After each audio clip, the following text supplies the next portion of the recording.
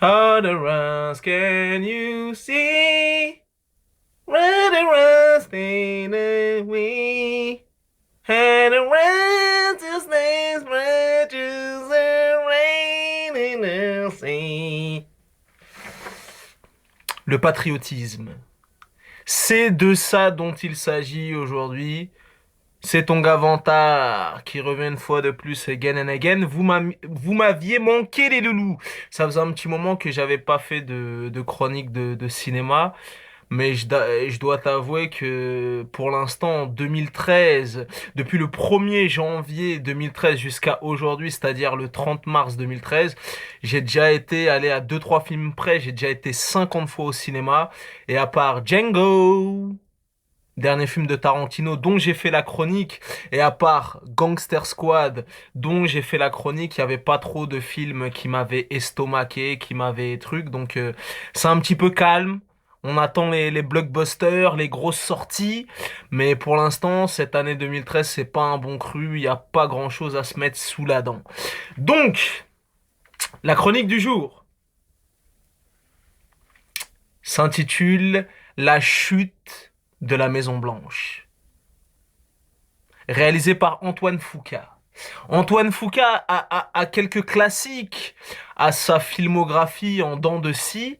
Il a deux classiques, vraiment classiques. Training Day, Denzel Washington, Ethan Hawke. D'ailleurs, Denzel Washington a gagné un Oscar pour ce rôle.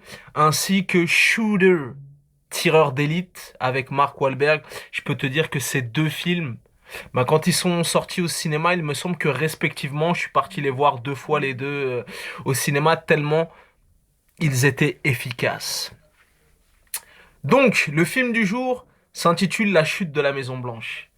Ne tournons pas autour du pot. Comme le dirait mon cousin, à qui je passe le salam, ce film, c'est l'action à son viril.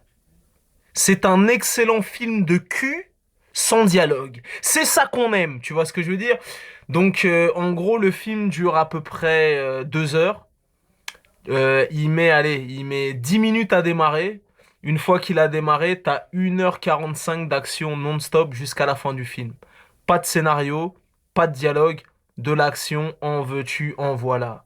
Mitraillette, Uzi, char d'assaut, lance-flamme, grenade, bazooka, kalachnikov, tank, hélicoptère, avion de chasse. Merde, merde, merde, merde. Non, vraiment, le film est d'une efficacité redoutable. Je m'attendais pas à grand-chose. Je m'attendais à un petit film d'action de série B. Ce film est un film d'action de série B, mais c'est un film de bonne facture. Tu vois ce que je veux dire? Ça veut dire que tu en auras pour ton oseille. Si tu vas voir ce film pour avoir de l'action et de l'adrénaline, tu vas être servi, je te le garantis. Satisfait ou remboursé. Si tu n'as pas ta dose d'action dans ce film, tu peux m'envoyer ton ticket de cinéma à l'adresse vantara@hotmail.fr et je te dédommagerai, je te rembourserai dans l'intégralité ta place de cinéma ainsi que tes popcorn, tes M&M's et ta glace Häagen-Dazs. Non, franchement, le film est vraiment, vraiment, vraiment, vraiment sérieux. Combat à main nue. Oh là là là là. Neutralisation de l'ennemi, tu vois ce que je veux dire? Donc, au casting de ce film, tu retrouves Gérard Leonidas Butler. Donc, il revient, t'as vu, il revient, il est toujours là, il est toujours présent à 41 piges. Donc, par contre, ce qui m'a un petit peu frappé, c'est que, on va dire que Gérard Butler, quand il a joué dans 300, il était vraiment au top de sa forme. Tu vois ce que je veux dire? Vraiment, il était à son max, il était à son zénith, il était à son paroxysme. Tous les films qu'il a fait par la suite, en sachant que si je te raconte pas de bullshit, 300 c'était en 2006, donc ça fait 7 ans, il a jamais, jamais, jamais, jamais réussi à revenir au top de sa forme. Tu vois ce que je veux dire? Vraiment, ça veut dire que là, pour le film en question, il tient la route, il est en forme, mais il a jamais réussi à revenir. Tu vois, ça veut dire que vraiment, il était à son zénith. Et après, il s'est un petit peu laissé aller. Il était gras, il était joufflu. Les abdos ont disparu, les trapèzes ont disparu, les deltoïdes, les biceps. Tu vois ce que je veux dire? Et là, franchement, bon, pour ce film, il tient la route, hein, il est toujours là, il est toujours présent. En plus, il est jeune, hein, 41 ans. Mais bon, par exemple, si tu veux faire le distinguo, The Rock, qui a à peu près le même âge, Jason Statham, eh ben, je peux te dire que les deux gars, ils sont toujours au top de leur forme, si ce n'est pire. Donc, petite baisse de régime hein, pour Gérard Butler, il n'a pas réussi à revenir au niveau de 300. Ça n'empêche pas que le film est super, super, super, super sérieux. Je t'ai dit, il n'y a pas de dialogue, il n'y a pas de scénario, c'est que de l'action non-stop, non-stop, non-stop. Fusillade, explosifs, des terroristes déterminés qui en ont vraiment rien à foutre, qui tuent femmes et enfants. Tu vois ce que je veux dire? Vraiment. Attends, on va attendre que la chasse d'eau se termine. J'arrive.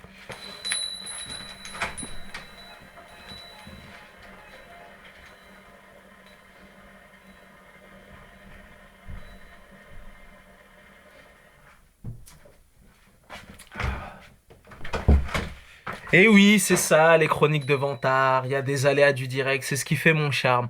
Donc, des terroristes qui ne reculent devant rien, qui sont vraiment déterminés, tu vois, vraiment la détermination à son max, qui tuent femmes et enfants, qui en ont rien à foutre. Et voilà, donc franchement, ce film ferait passer Expandable pour un épisode de Dora l'exploratrice où ferait passer Michael Bay, qui Michael Bay, tu le connais en bail de pyrotechnique et d'explosion et de fusillade, c'est vraiment l'un des patrons. Là, vraiment, je peux te dire que, allez, ne serait-ce que dans les 40 premières minutes du film, il doit y avoir au moins 1 million de personnes qui meurent. Je sais pas si tu t'imagines, c'est vraiment l'intégralité des 5 Rambo. Tu calcules le nombre dans les 5 Rambo, combien il y a eu de tués. Là, dans ce film-là, tu les as juste dans les 40 premières minutes. Donc vraiment, le film est efficace. On tourne pas autour du pot. On va droit au but. Expédition punitive, action, galipette, combat à main nue, combat rapproché, intimidation, strangulation. Technique de soumission des vrais bails sérieux, donc voilà, à base de bazooka, Uzi, Kalachnikov. Donc au casting de ce film, tu retrouves Gérard Butler, qui est d'ailleurs producteur sur le film. Tu retrouves Morgan Freeman dans un petit second rôle sympatoche. Tu retrouves Aaron Eckhart, ainsi que Dylan McDermott. Après, tous les autres acteurs, c'est des acteurs de seconde zone, des acteurs de série Z. Et aussi, je voulais saluer la prestation de Rick Yun, si je te dis pas de bullshit. C'est lui qui joue le méchant. Il se fait rare au cinéma, mais je peux te dire que le mec, il a une vraie gueule, il a une vraie tronche et c'est un vrai méchant. Tu vois ce que je veux dire? C'est vraiment, on a pu le voir dans Demain ne meurt jamais, il me semble. On a pu le voir dans Ninja Assassin. On a pu le voir dans la dernière production Tarantino, L'homme au point de fer. Donc en général, il a toujours le même style de rôle. Hein. On lui donne pas des trucs de comédie dramatique ou de trucs. Il joue souvent les méchants de service. Donc voilà, moi, en voyant ce film, ça m'a fait penser un petit peu aux action movies des années 90. Tu vois des bails de pièges de cristal, des bails de le mec est seul contre tous, tu vois, ça veut dire que tu t'imagines bien que Gérard Butler est tout seul et à lui tout seul, il va niquer une armée de 800 bonhommes. Mais vraiment, le film est super sérieux, c'est un très bon rapport qualité-prix, t'en auras pour ton oseille, donc je vous le recommande, ça s'appelle La Chute de la Maison Blanche. À l'heure où je te parle, j'ai pas encore vu G.I. Joe, donc je pourrais pas faire les points de comparaison. Apparemment, G.I. Joe, j'ai eu quelques retours, le film était bâclé, c'était pas trop ça, mais en tout cas, La Chute de la Maison Blanche, tu peux aller le voir, c'est du certifié classique, c'est vraiment du sérieux, tu vois ce que je veux dire? Je vais pas m'avancer sur G.I. Joe. La chute de la Maison Blanche, c'est vraiment du sérieux. Là, il me semble qu'aux États-Unis, il est sorti depuis à peu près une semaine. Le film a déjà rapporté un peu plus de 46 millions de dollars au box-office. Donc, à mon avis, il devrait rentrer dans ses frais en sachant que le film a coûté 70 millions de dollars. Donc, vraiment, Antoine Fuqua a fait le taf. Donc, il avait un peu une filmographie en dents de scie. Voilà les trois meilleurs films de sa filmographie. euh, Training Day, Shooter tireur d'élite et la chute de la Maison Blanche. Après, pourquoi j'ai décidé de faire cette vidéo? C'est parce que le patriotisme, tu vois, comme je faisais "And around and you see", le patriotisme dans ce film est tellement poussé à son paroxysme que vraiment, tu vois, c'est assumé, tu vois ce que je veux dire, mais ça en devient marrant au bout d'un moment. Déjà, si tu vas le voir, tu me feras plaisir, tu regarderas dans les 30 premières minutes du film, t'as pas un seul plan, t'as pas un seul plan dans les 30 premières minutes du film où tu vois pas le drapeau américain, tu vois. Propagande de terreur, nous sommes des Marines, nous sommes les meilleurs, nous avons des technologies du futur, nous avons des iPhone 12, nous avons des têtes chercheuses, des bails de nanani nanana, il y a aucun plan. Que ce soit des drapeaux, des flyers, même des fois c'est discret. T'as le président, il est là, ils vont faire un arrêt sur image sur un petit pins avec le drapeau américain. Dans les 30 premières minutes du film, tu trouveras pas un seul plan. Je te mets au défi de trouver un seul plan où il n'y a pas le drapeau américain. Et vraiment, le patriotisme est poussé à son paroxysme, mais d'une violence. À un moment, tu as une espèce de scène de torture où, comme je t'ai dit, les terroristes sont déterminés, ils reculent devant rien, ils torturent une meuf, et même la meuf, elle est là, elle est par terre en train de cracher ses dents, ils s'en battent les couilles, ils la savatent, coups de Rangers dans la bouche, ils lui éclatent la tête et tout, et pourtant, c'est une femme. Et la meuf, elle commence à faire des punchlines carrément. J'ai prêté serment, nous sommes les États-Unis d'Amérique, nous nous rendrons jamais, tu vois. Et même les gens dans la salle, ils ont rigolé. T'as plein de punchlines comme ça. Déjà, même la punchline, nous sommes les États-Unis d'Amérique. Nous sommes une grande nation intègre, nous nous relèverons, nous combattrons, nous ferons face. Les États-Unis ne négocient pas avec les terroristes. Des clichés en veux-tu, en voilà. Et quoi? Il est pas là, Samy. Et le patriotisme. Oh, je travaille là! Et le patriotisme est tellement poussé à son paroxysme que limite, ça en devient comique. Tu vois ce que je veux dire? Mais c'est un côté kitsch, un côté patriotique à assumer. Et ne serait-ce que pour ça, ça vaut le coup d'aller le voir. Et je vais même pousser ma réflexion et ma chronique encore plus loin. Et là, je m'adresse aux puristes. Là, je m'adresse aux cinéphiles comme Vantard. Vantard possède la carte passe depuis 2003, on est en 2013, ça fait 10 ans. Et en moyenne, je vais voir 150 films par an au cinéma. Tu vois ce que je veux dire? Donc essaye de me suivre.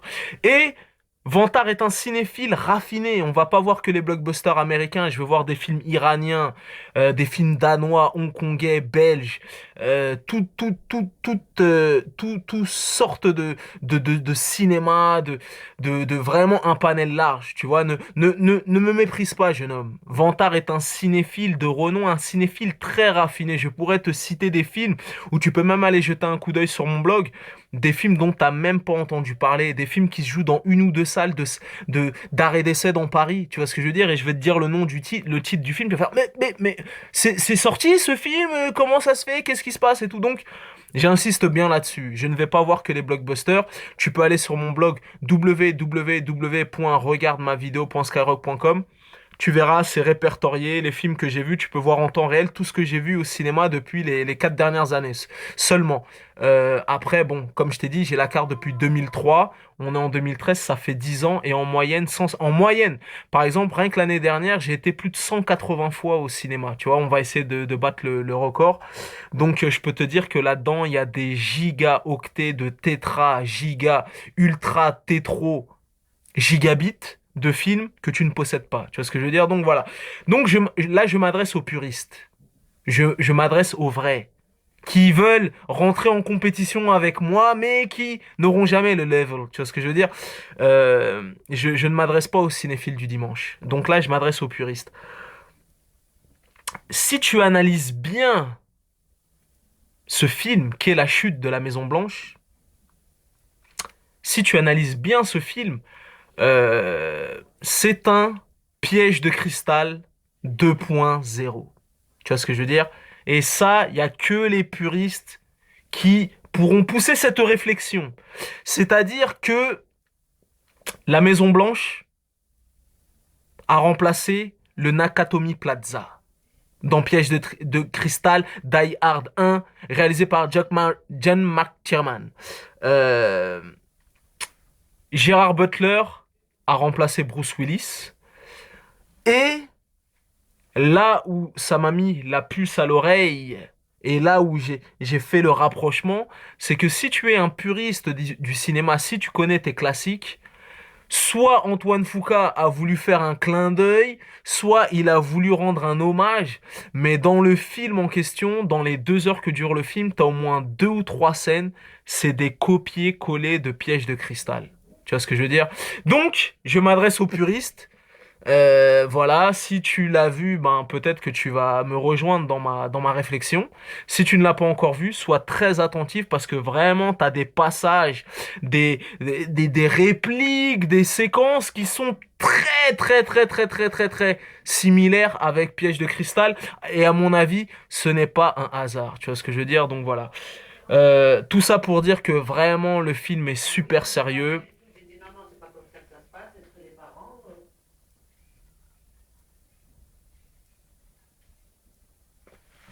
Attendez.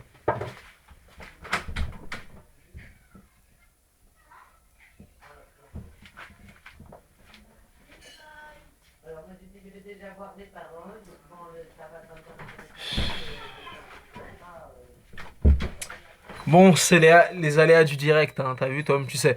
Donc vraiment, j'insiste bien là-dessus, le film est super sérieux. Les combats à main nue sont super sérieux. Il y a une petite dose de suspense. Il y a une petite dose d'humour. C'est pas un film de baltringue, c'est pas un film de PD, c'est pas un film qui fait dans la dentelle. Ça défouraille sévère, sulfateuse, mitraillette, bazooka, lance-flamme, Uzi, nunchaku, shuriken.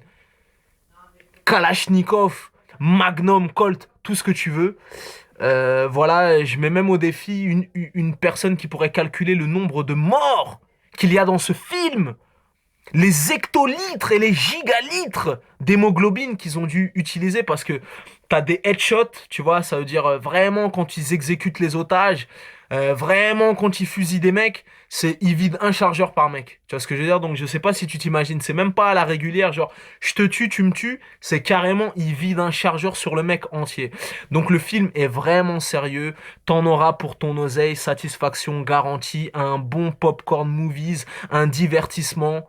Comme le dirait mon cousin, l'action à son viril, un film de cul sans dialogue comme on aime. Ça veut dire que le film est à l'essence même.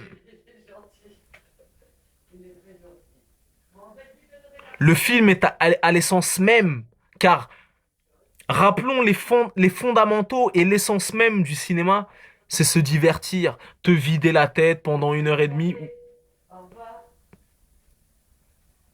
te vider la tête pendant 1 heure et demie ou 2 heures, et être en immersion, ne pas réfléchir. Et vraiment, je te jure que voilà, c'est vraiment le divertissement à son maximum. C'est un film de série B, mais c'est un film de très bonne facture. C'est un film de vidéoclub, mais c'est un excellent film de vidéoclub. Le divertissement à son viril, sans complexe. Des petits côtés kitsch, un petit peu assumés, mais je peux te dire que t'en auras pour ton oseille. Ça veut dire que vraiment depuis le 1er janvier 2013 jusqu'à aujourd'hui, avec le dernier Die Hard, c'est vraiment un film d'action sérieux, voire même le meilleur film d'action que j'ai vu pour l'instant en 2013. Tu vois ce que je veux dire? Vraiment, t'en auras pour ton oseille, satisfaction garantie. 5 minutes de dialogue, 1h45. C'est comme le film The Raid. Je sais pas si t'as vu le film The Raid, t'as vu juste le temps qu'il rentre dans l'immeuble, il marche, Dès qu'il arrive dans l'immeuble, l'action, ça, jusqu'à la fin, ça termine pas. Là, c'est pareil. Le film, il se met en place doucement, les 10 premières minutes, et après, action à gogo, avec une petite pointe d'humour, avec une petite pointe de suspense, des terroristes déterminés, des terroristes convaincants, des seconds rôles, Morgan Freeman, tout ça et tout. Vraiment, le film est sérieux. Donc, tu peux aller le voir. Tu connais ce dicton légendaire, les goûts et les couleurs, ça ne se discute pas. Si t'as la vie de Vantard, c'est toujours le bon. It's always the motherfucking good choice. Donc c'était ton gars Vantard. Et avant de refermer cette chronique, je voudrais vous parler aussi d'un de mes derniers coups de cœur. Jack et le chasseur de géants, ou je sais pas quoi, Jack et les haricots magiques, de Bryan Singer. Je peux te dire que le film est archi bien. C'est vraiment la surprise. Le film m'a estomaqué, le film m'a giflé de part en part. Et autant le Magicien d'Oz de Sam Raimi, qui a fait le meilleur démarrage de l'année aux États-Unis, c'est-à-dire le meilleur démarrage. Bon, à mon avis, quand Iron Man 3, tout ça, les Star Trek 2, tout ça, ça va sortir, à mon avis, même les Fast and Furious, nanani, tous les gros blockbusters. Ils vont peut-être le mettre à l'amende, le Magicien d'Oz, mais tout ça pour te dire que moi qui ai vu le Magicien d'Oz, c'était archi pas justifié parce que le film est nul à chier. Vraiment, c'est bâclé. Et même pour les plus jeunes, je suis même pas sûr qu'ils aient trouvé leur compte là-dedans parce que vraiment, il était nul. Vraiment naze. À tous les aspects, que ce soit les effets spéciaux, la mise en scène et tout, vraiment, il était bâclé. Mais là, le truc de Jacques et les haricots magiques, franchement, il est archi bien. Vraiment, ils en ont pas trop dévoilé dans la bande-annonce. Et je peux te dire que vraiment, il tient toutes ses promesses.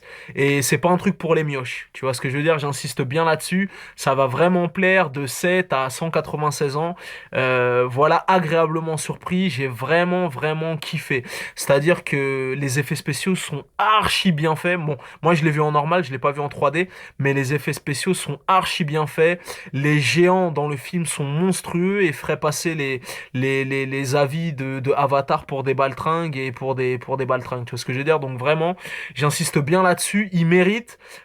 Pour l'instant, il n'est pas encore rentré dans ses frais. Il me semble que le film a coûté un truc comme 175 ou 180 millions. Pour l'instant, le film est sorti aux États-Unis depuis le 1er mars. Ils en ont récupéré 120 millions. Donc pour l'instant, ils n'ont pas encore rentabilisé le budget initial. Mais vraiment, vous pouvez aller le voir les yeux fermés parce qu'il est archi, archi, archi bien. Les effets spéciaux sont super réussis. Et voilà. Je m'attendais à voir un petit truc mignonnet pour les mioches, un truc genre Dora l'exploratrice ou les Pokémon. Et à l'arrivée, un gros film de barbare. À mi-chemin entre 300 et John Rambo, et tu vois ce que je veux dire. Donc vraiment, j'insiste là-dessus, le film est archi bien. Ça s'appelle Jack et les trucs nanani, ça vient de sortir.